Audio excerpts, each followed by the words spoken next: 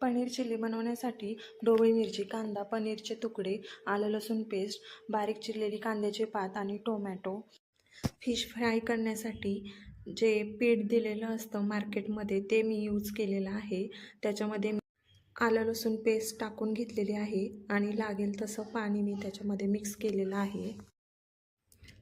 Mix करून झाल्यावरती चांगलं ते फेटून घ्यायचं आहे पीठ आणि त्याच्यानंतरनं एक एक पनीरचे तुकडे टाकून घ्यायचे आहेत आणि नंतर कढईमध्ये तेल तापत ठेवायचं आहे. तेल चांगलं तापून झाल्यावरती त्याच्यामध्ये एक एक पनीरचे तुकडे टाकायचे आहेत. एकदम पनीरचे तुकडे टाकले तर ते सगळे चिकटून बसतात, त्यामुळं एक एक करून ते पनीरचे तुकडे त्याच्यामध्ये टाकायचे आहेत.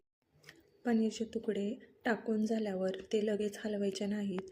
ते एकदा सेट होऊन